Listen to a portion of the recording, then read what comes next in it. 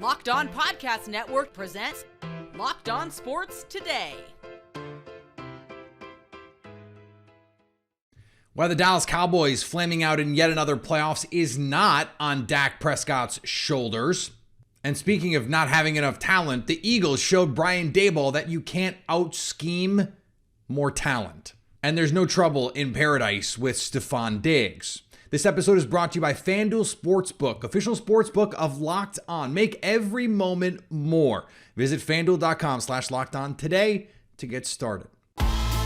I'm Peter Bukowski, starting your day with the can't-miss stories and biggest debates in sports. You're Locked On Sports Today. Searching all major sports. Found. Let's start with the biggest story. For the second year in a row, the Dallas Cowboys season ends on the final drive against the 49ers in the playoffs. The Cowboys fell to Brock Purdy and the 49ers this time 19-12. Jerry Jones was asked about Mike McCarthy's future after the game, and Jerry shrugged off those questions about his future, saying he's not going to make any decisions on Mike McCarthy this offseason. Joining me now from Locked On Cowboys, Marcus Mosher. And Marcus, we'll get to the Mike McCarthy of it all in a second, but there's been a lot of discussion about Dak Prescott's play in this game after the loss. What did you think of how Dak played and how much he contributed to what was ultimately a shortfall here? He stunk. He just didn't play well. Like, the protection was good. It held up. He had a lot of time in the pocket. Just wasn't seeing things well, and he was making some inaccurate throws, never really felt comfortable. He didn't play well. Doesn't mean he's a bad quarterback. Trust me, we've seen plenty of quarterbacks play awful in the playoffs before. Look no further than Patrick Mahomes last year in the playoffs in a big game. It happens. Does it mean he's a terrible quarterback? No. Does it mean he's the best quarterback in the league? Also, no. It happens, Peter. It happens.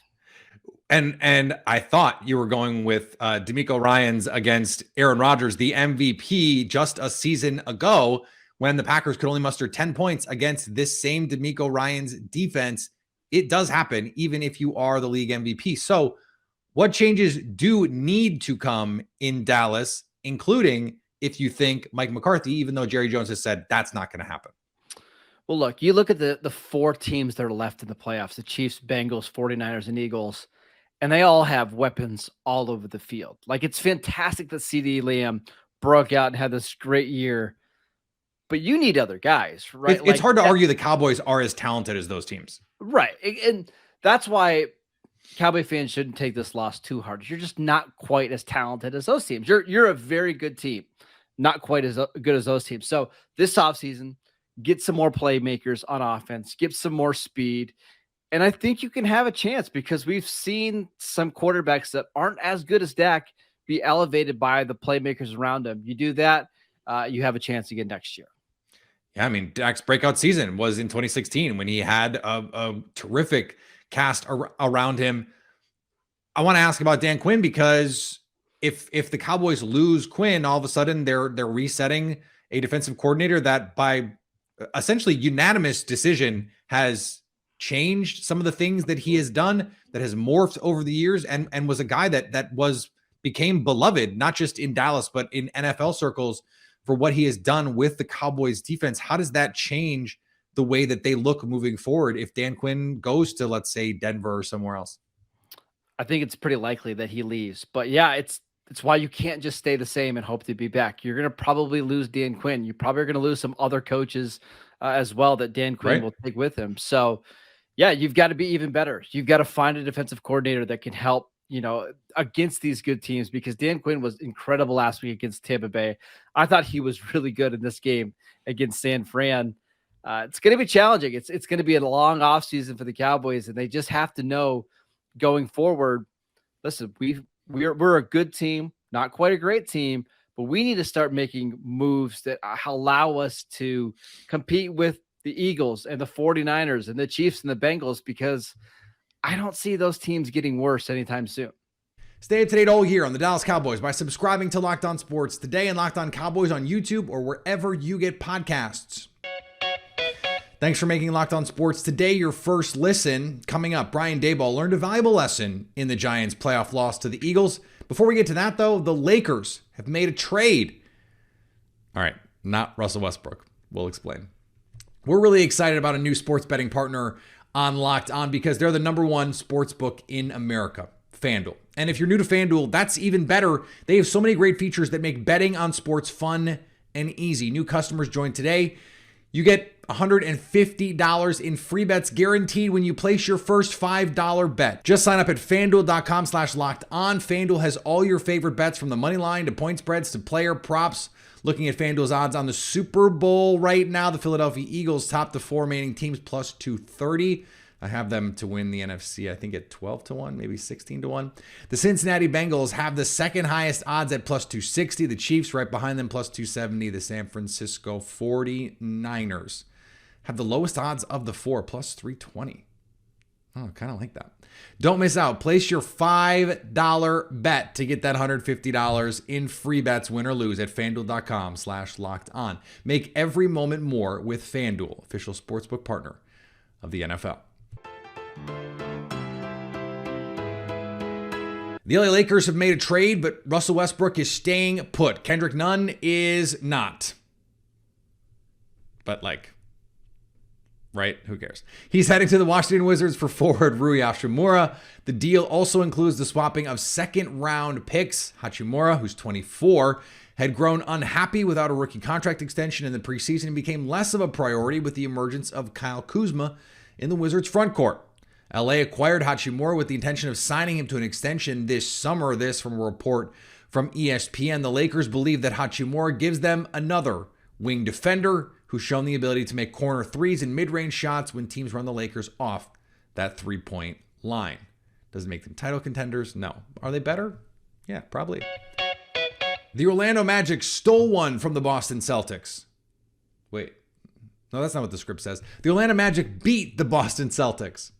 Jonathan Isaac is back, and it has energized this Orlando Magic team to do what a lot of people probably didn't think this young team could do, and that's beat the Boston Celtics and their 9-game winning streak and get their third win over the Celtics this season. My name is Philip Rossman, the host of Locked On Magic, and obviously the storyline in this game is Jonathan Isaac making his return after 2 seasons, full 2 seasons, almost 3 years off the court at the Amway Center. He scored 10 points and just added a ton of energy to the game. In many moments, Isaac looked like the Isaac of old, the defensive terror, someone able to get steals and work his way around the basket. He obviously has a long way to go, but this game, the result of it at least, was about everyone else picking up the energy around him. The Magic's defense in the second half was absolutely killer. It fed their offense. It got them in transition, got them going downhill into the paint, into the basket, and doing everything that this team is very, very capable of doing. The Boston Celtics better hope that the Orlando Magic don't win that play-in tournament because it sure seems like the Magic are going to be a really tough out. On the ice, the New York Rangers dismantled the Florida Panthers. The new line combinations click for the New York Rangers in a 6-2 win over the visiting Florida Panthers. What is going on, everybody? This is John Chick with Locked On New York Rangers, and the Rangers mixing and matching, shuffling the deck a little bit as they've done more times than we can even begin to count so far this season. It feels like they've pretty much used every combination of forwards that they could possibly use, guys moving up and down and all over the lineup, but it was nice to see the new look lines, all contribute in this one. All three of the Ranger top lines came through with some offense. You've got the top line of Panarin and Mika and Kreider, so they kind of stack that top line. We get another kid line reunion as the second line, and even the third line producing some offense, giving some blue-collar shifts, Trocheck, Vesey, and Goodrow, and also coming through with a goal there. So nice to see contributions up and down, and for one night at least, the new line combinations really, really clicked for the Rangers. We're going to be talking about all that, as well as Igor Shesterkin nearly scoring an empty net goal on the next episode of Locked On New York Rangers. Do not miss it. And in some surprising offseason baseball news, the Los Angeles Angels are not for sale after all. Arte Moreno is staying. This is John Frisch, one half of Locked On Angels. I host the show with my brother Mike. And this was not the plot twist that we saw coming in this whole Angels ownership situation. The Angels announced, Arte Moreno announced, the Moreno family announced that they're staying. They're not selling the team. The exploratory process is over.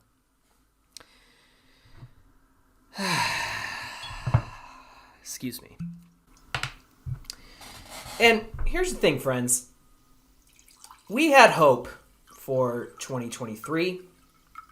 Even with all the uncertainty around the team,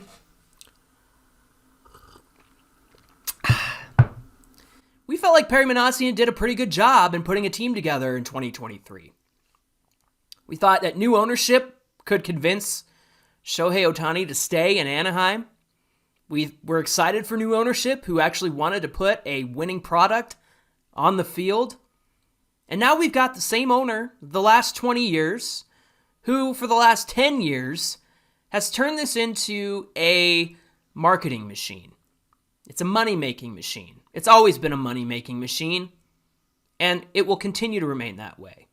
As long as the money keeps rolling in, they can neglect the minor leagues. They can neglect the Spanish broadcasting situation. They can neglect their relationship with the fans. They can continue to have a bad relationship with the city of Anaheim. Who knows if they're going to get a stadium deal done? We've got backdoor politics and This is the man who's staying. This is the family who's staying. The New York Giants had a fantastic season, outpacing any expectations that we had of Daniel Jones, of Saquon Barkley, of Brian Daboll, and this new coaching staff. It comes crashing down 38-7 in the divisional round after what was a great win against Minnesota in the super wild card weekend. Joining me now from Locked On Giants, Patricia Traina. And Patricia, this model all season of be really difficult to prepare for, have an offense that is just going to out execute you and be really well schemed. Why did that ultimately, that recipe that had worked all season, why did it not work against the Eagles? Well, I think it boils down to talent. I mean, the Eagles are stacked. They are loaded at just about every position. And you can make the case that the Eagles are strong where the Giants are weak. So the matchups just weren't very good. I mean, we saw it in week 14 when the Eagles blew the doors off the Giants. We saw it again in the divisional round. So there's just a really big talent disparity right now between the Giants and the Eagles. And General Manager Joe Shane actually pointed to that when he met with the media on Monday. And it's true. I mean, if you look at the records in the division, the Giants had the worst record in the division. They were 1-4-1. The Eagles and Dallas 4-2. They were Eagles and Dallas being higher seeds. So really the Giants, they were able to get by with what they had for most of the season against a relatively softer schedule. But when it came time to face the better teams like the Eagles, just wasn't going to happen. Yeah, and I think it was most apparent skill position players, A.J. Brown, Devontae Smith, Dallas Goedert for Philadelphia, and guys that the average NFL fan that just plays fantasy football has no idea who they are because they're not on anyone's fantasy team because no one has Richie James or Daniel Bellinger on their fantasy teams. This does, though, raise an interesting question about Daniel Jones because for much of the season, you and I have talked about it on this show, Patricia, that it seems like he was playing his way into a new contract. And then now the conversation seems to have shifted to, well, this is actually why you don't pay Daniel Jones because in these moments, he can't do it. What do you think is actually different, if anything? Really nothing. I mean, Daniel Jones is one of 11 guys on offense. So if his offensive line isn't blocking for him against that good Eagles defensive front, if his receivers are dropping balls, if the defense is missing tackles, which they did at an alarming rate, I think they had 14 missed tackles, if I'm not mistaken. Did Daniel Jones play a good game, a sharp game? No, you can, let's be fair, but let's not put the blame all on his shoulders either. I don't think that necessarily erases everything that he did during the regular season. He did make improvements. He had career highs in rushing yardage, passing yardage, a career low in interceptions. He had a career best in completion percentages. So he did make progress, significant progress. That said, there's still a long way to go. And when the Giants sit down to work out a new deal with him, he's going to get paid, but is he going to get paid like a blockbuster type of deal with a lot of money per year? That I don't see, but I could see him probably landing somewhere in the $35 million range, which is about what Kirk Cousins gets over at Minnesota. I think that's going to be the range they try and target with him. Yeah, something like the Ryan Tannehill contract, maybe that Tennessee and Tannehill worked out a couple years ago. There is a lot of money that has been put into certain positions. To this point, we all know the situation with Kenny Golladay that has not worked out for New York, but that creates some flexibility issues moving forward. How much flexibility do they have to add to a roster that, as you pointed out, does have some clear and obvious talent deficiencies? Yeah, I think that's going to depend on what happens with Saquon Barkley and Daniel Jones, because the franchise tag for a quarterback is $32.445 million, and the franchise tag for a running back is $10.1 million. So that's about $22 million difference.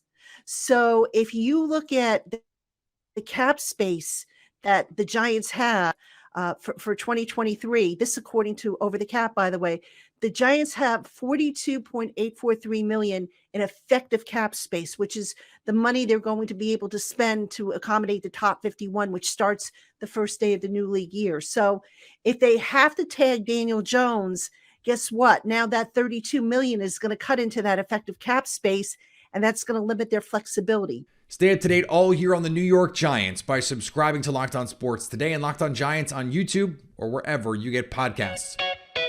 Coming up, there is no trouble in paradise where Stefon Diggs is concerned. Stefon Diggs was not happy on Sunday. What we saw was him clearly yelling at Josh Allen on the sidelines. Josh Allen didn't have much to say in response. We also saw reports that he slipped out as quickly as possible after the game, not talking to reporters and leaving his teammates behind. Joe Marino from Locked On Bills believes there's nothing to see here. Now, look, if you want to extend criticism because Steph Diggs is a leader of the team with a C on his jersey, should have been there after the game to sit there and answer questions from media, okay. I don't know. Everybody handles things differently. That's one thing I've learned. I'm not an old guy, right?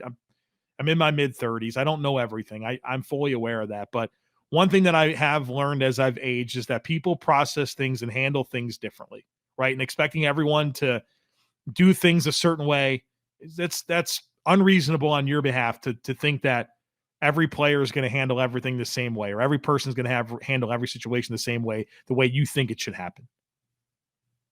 And so obviously he's frustrated. He wanted to get out of the situation, and it is what it is. But I don't think there's a bigger concern here. This is a fiery competitor that wants to be productive and wants to win football games. It all comes from a very good place. I'm willing to go there on this one. The pay no attention to the man behind the curtain kind of thing.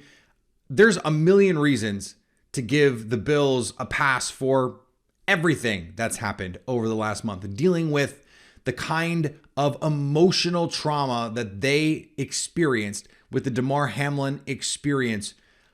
I don't want to hold anyone that accountable for these actions that they've taken, for feeling the despair and feeling the emotions in these moments. I don't want to read too far into them because specifically of what this team went through.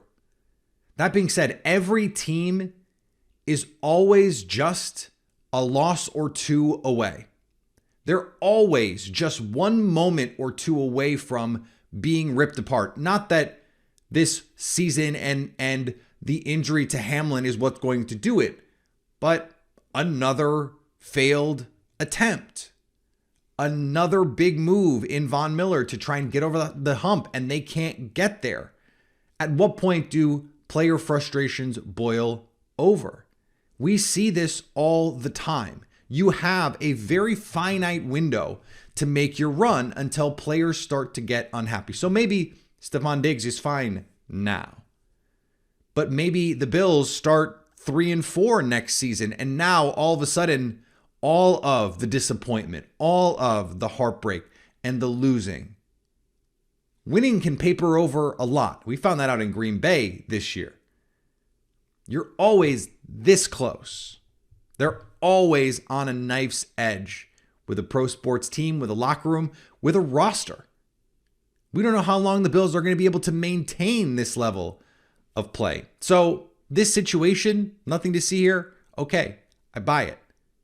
But also my response is there's nothing to see here for now.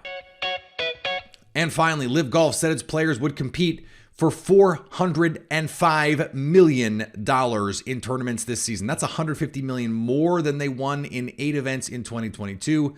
As golf continues navigating these uncharted waters, it is clear who has the most money to spend. But will the sport suffer? Well, if you want to watch it, you can find out after the rerun of One Tree Hill is on the CW. Thanks for making Locked On Sports today your first listen. Now go find your favorite team's Locked On podcast and make them your second listen. Coming up tomorrow is Brock Purdy, headed for his first career loss in the NFL on Sunday. So at least until tomorrow, stay Locked On Sports today. Locked On Podcast Network presents Locked On Sports Today. For more episodes of Locked On Sports Today, go to our video on demand. Click on Sports at the top of your screen. There, you'll find past episodes of Locked On Sports Today, plus other Locked On shows on demand.